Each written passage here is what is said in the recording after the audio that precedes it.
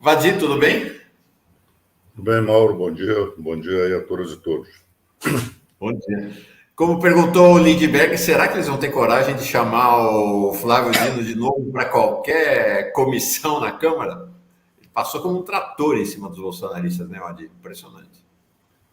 Mauro, acho que vou ter que pensar aí mais de duas vezes, né? Mauro, É. o que, momentos cômicos à parte, mas o que aquele depoimento, o que aquela audiência mostrou é o despreparo moral, político, intelectual, da extrema-direita, né? Eles são valentões de internet. Quando são confrontados na política, né?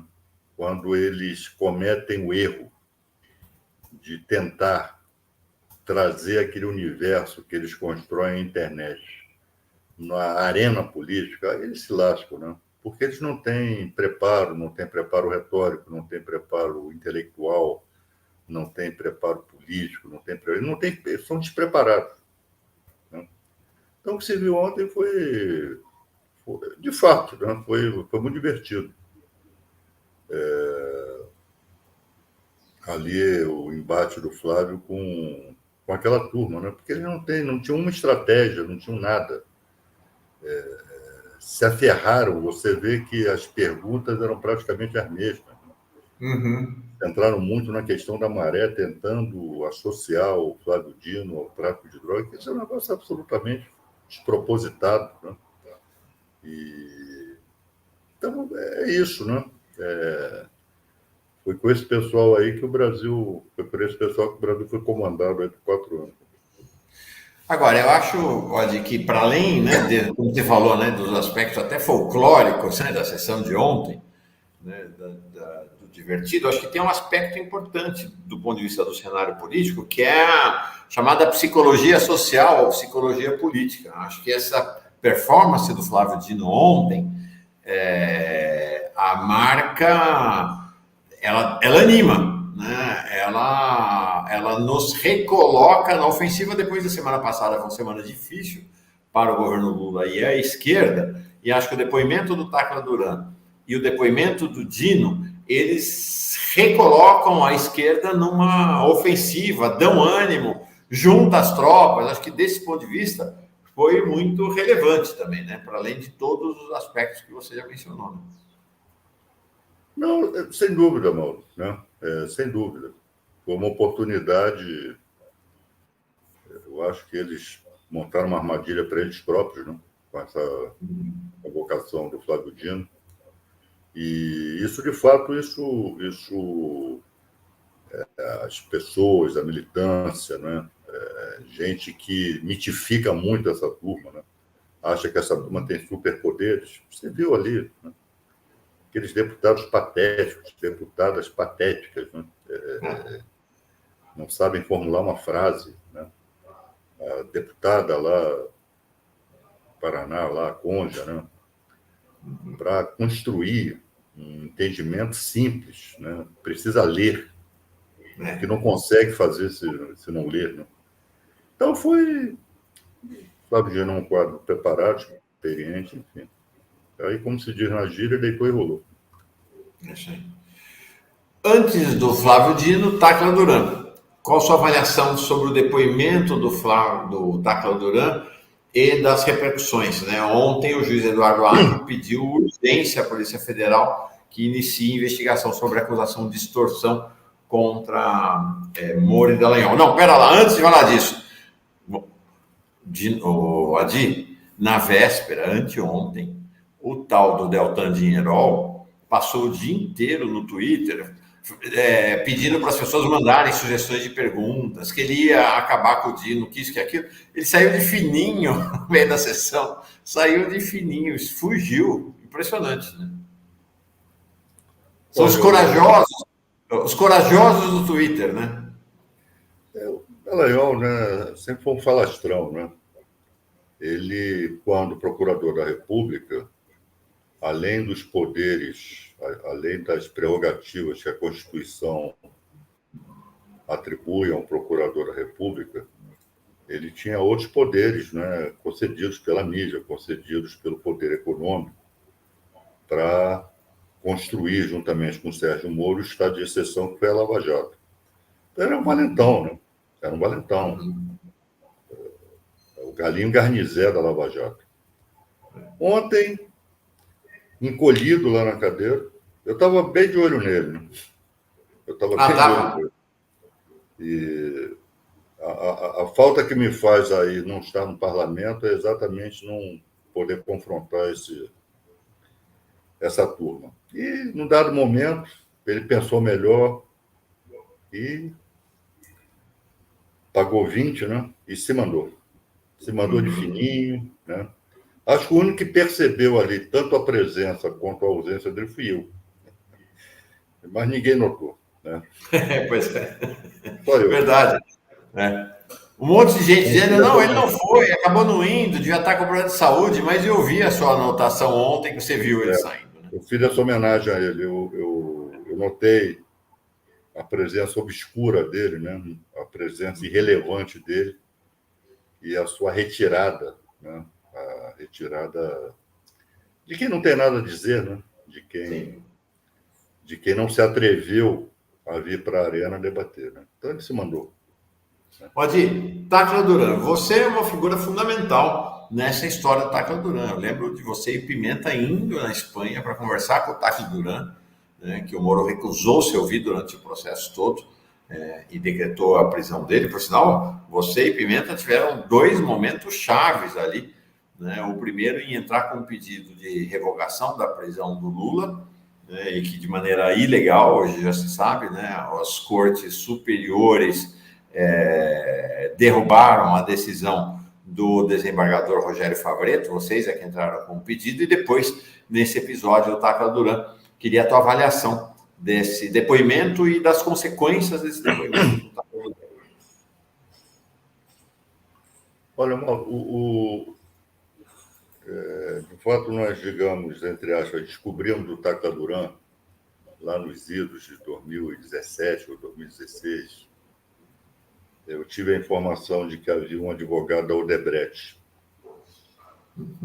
que tinha prisão decretada e, como tinha dupla nacionalidade, foi para a Espanha.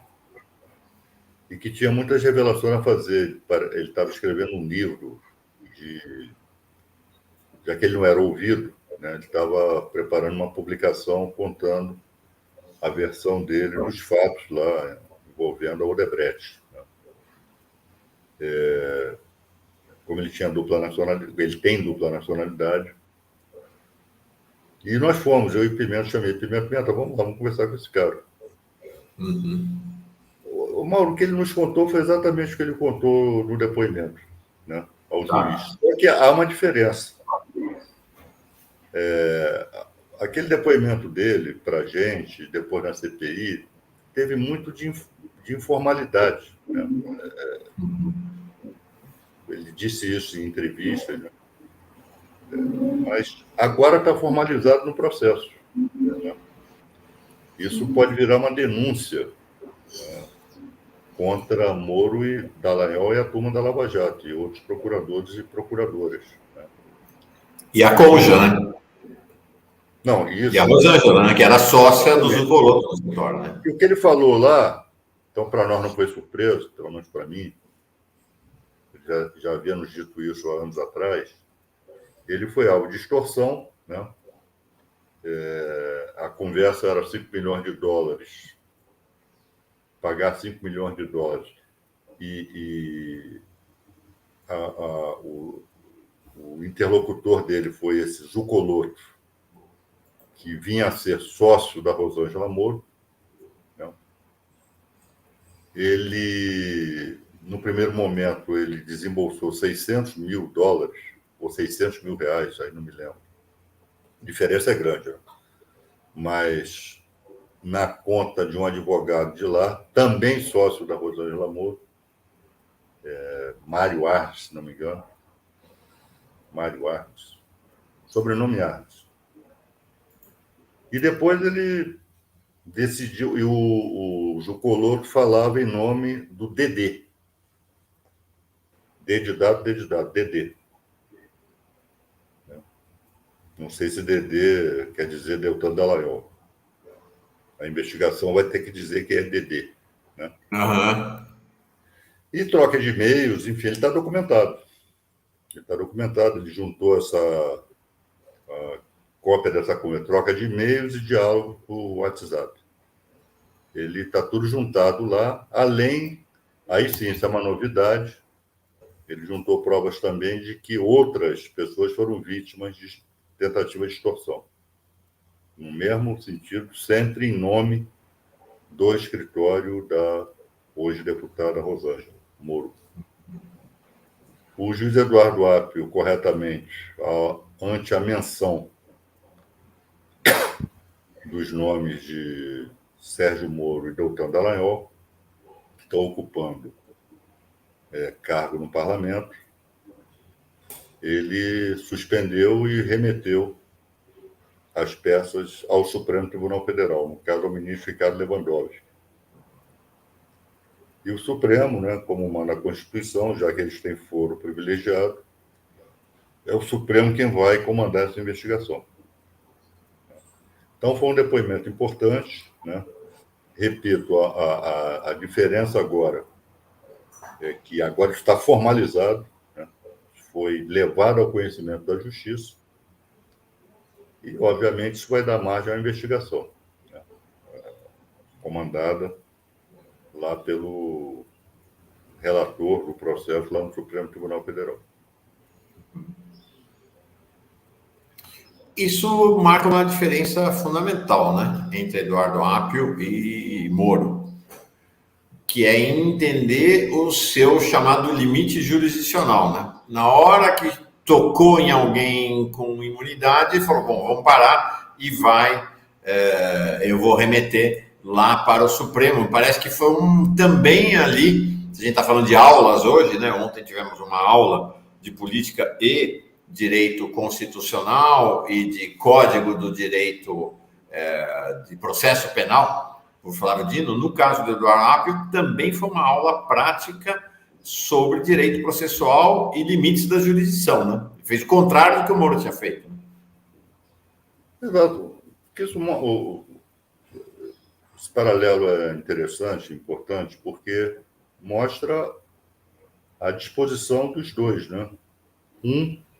O Eduardo Apio apegado à lei, apegado à Constituição, né, que segue o rito que a Constituição e as leis determinam, e Sérgio Moro estava ali comandando uma organização criminosa, né, chamada Lava Jato, e não tinha qualquer tipo de preocupação com contenção por parte do Estado, né, contenção constitucional, contenção legal, né? Ele ignorava tudo isso. Daí ter se cunhado a expressão República de Curitiba. Uhum. Que tinha suas leis próprias, tinha seu código próprio, tinha sua Constituição própria. Né?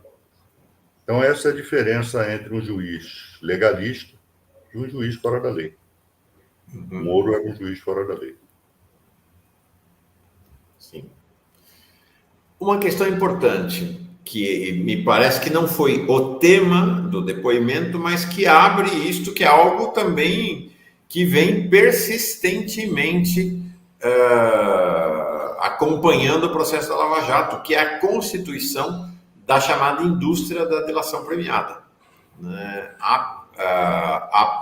O que as investigações preliminares indicam que você tinha um grupo de advogados que, quando a vítima, digo vítima porque eram verdadeiras vítimas, né? Depois de submetidos a processo de interrogatório com tortura psicológica de toda sorte feito pela Polícia Federal e pela turma liderada pelo Deltan Dallagnol, em que a gente ouve relatos de ameaça assim, você vai ter pena de 30 anos, você vai ficar 10 anos preso, vocês imaginam o que é esta ameaça, você está liquidado, era nesse nível. Ofereciam a delação premiada.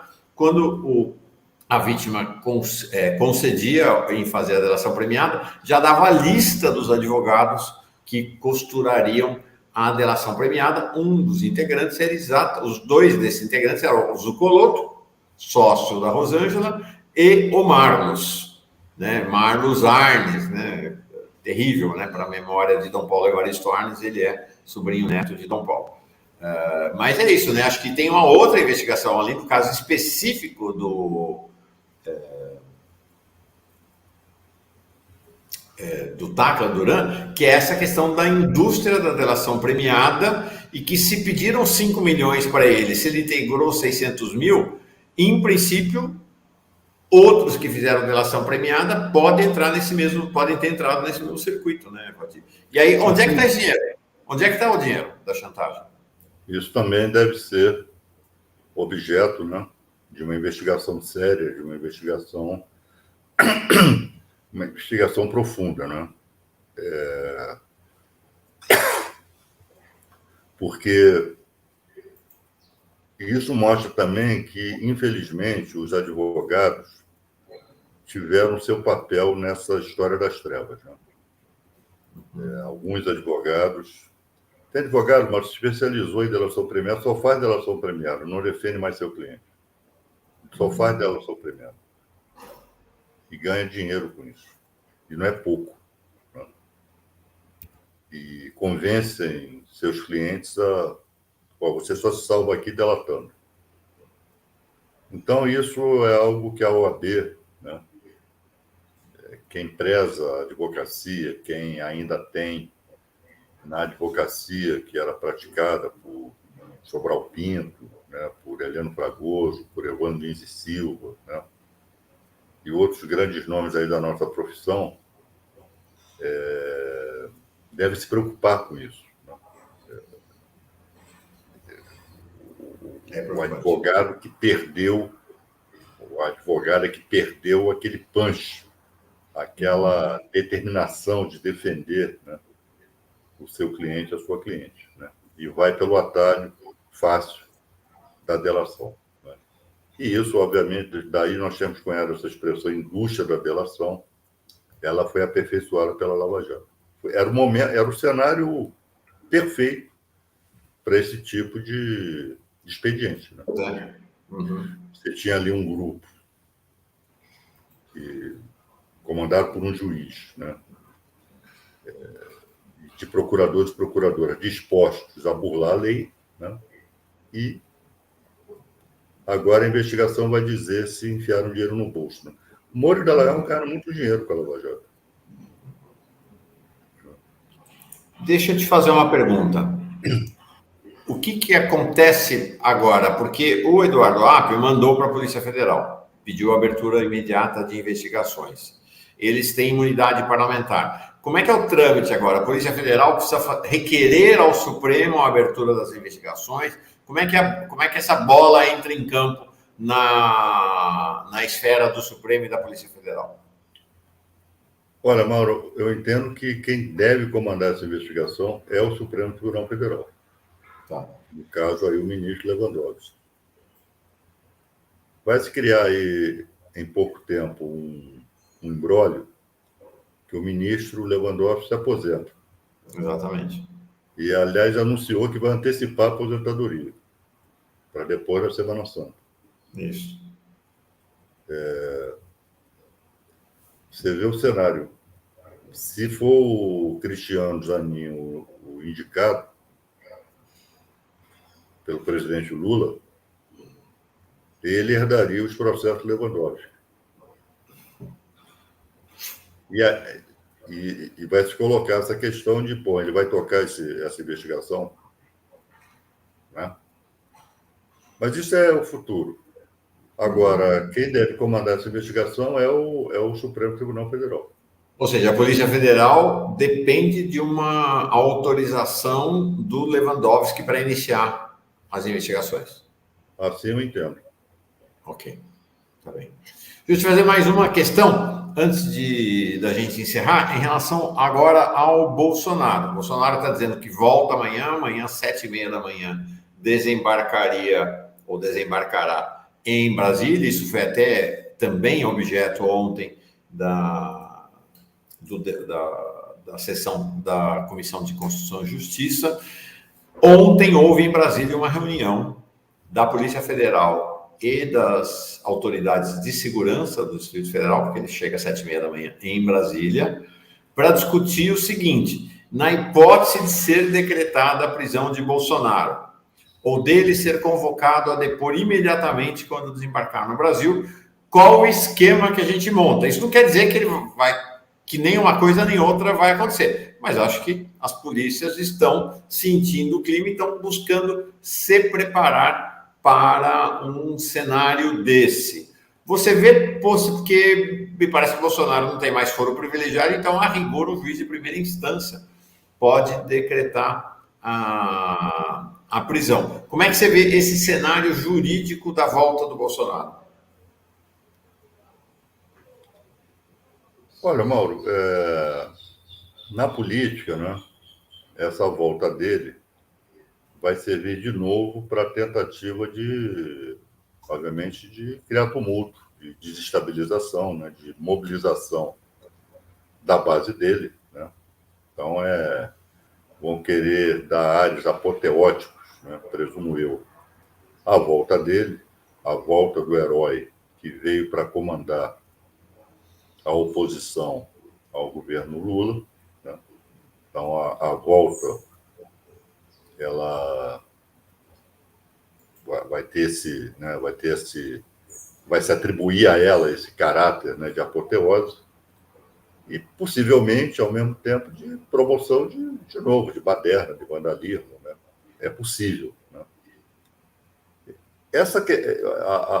A possibilidade dele ser preso eu acho remota.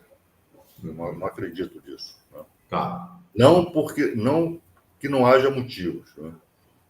Mas é o cálculo político, né?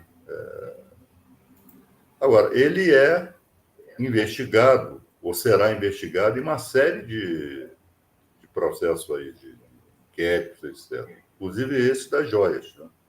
Então, num dado momento, não sei se vai ser quando desembarcar do avião, ele vai ser chamado a depor sobre esses fatos. Você tem investigação aberta, né? Tem inquérito aí no Supremo, tem investigação na Polícia Federal, enfim. Num dado momento, ele vai ser chamado a depor. Perfeito. Sempre difícil pedir parecer para advogado no ar de um tema que não é o tema da sua atividade. Nesse caso, você nem está advogando, né? Secretário Nacional do Consumidor do governo Lula. Mas, em tese, ontem teve mais essa revelação do Estadão, né, que tem feito de maneira realmente, tem uma dupla de repórteres, a Adriana Fernandes e mais um repórter que tem conduzido de maneira primorosa essa apuração do caso das joias. Eles revelaram um negócio, mais um estarrecedor, né?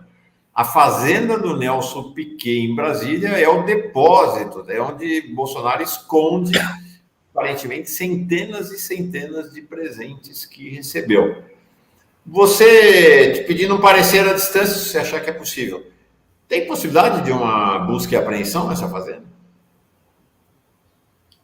Olha, Mauro, tem, né? Se há uma reportagem que noticia que produtos de roubo, isso é roubo, né? Isso é apropriação indébita. Essas joias não pertencem ao Bolsonaro, né? Pertencem ao Estado brasileiro. Se há uma notícia de que estão abrigadas, estão escondidas em algum lugar, na casa de alguém, né? Isso torna passível aí esse imóvel a receber a visita da polícia numa busca e apreensão. Então, acho que é assim. Acho até que deve. Deve. Tá. Eu não li a reportagem, né? Mas li que há essa reportagem e isso seja aí sim uma operação policial, sem dúvida. No caso da Polícia Federal. No caso seria a Polícia Federal, né? De respeito a bens que seriam bens da União, né? Da União Federal. Agora, Vati, para além da questão jurídica, né, é um escárnio, né? Esse Nelson Piquet, que se reduziu a motorista do Bolsonaro, ele foi motorista da posse anterior, revelou-se um bolsonarista de 4 costados. Quem conhece o Nelson Piquet, pergunta para o Juca que foi, né? Sabe bem quem é Nelson Piquet, né? Declarações racistas, é um negócio assim, é um protótipo do cara da extrema-direita. Agora, chegar a esse ponto, né? Quer dizer, esconder presentes do Bolsonaro, é claro que tem uma regra, né? Não é todo presente que um presidente da República ganha que precisa ser incorporado ao acervo do Estado. Tem, né, presentes simples, né, presentes de baixo valor monetário, o presidente de fato pode ficar. Mas a imensa maioria dos presentes são incorporados ao acervo do Estado. Esse Nelson Piquet é uma figura tenebrosa, né? Realmente revelou-se um sujeito da pior categoria, né, Vadir? Você vê, um sujeito que não preza, né, pela biografia, né? Foi campeão mundial de automobilismo, né? Mas se caracterizou no passado pela inveja e ressentimento com Ayrton Senna, né? Então, ele não escondia a contrariedade dele com a ascensão do Ayrton Senna, que se revelou um piloto melhor que ele, mais curioso. E agora, essa adesão à extrema-direita ao bolsonarismo, né? E cumprindo esse papel subalterno, né? Primeiro de motorista, né? E depois e agora de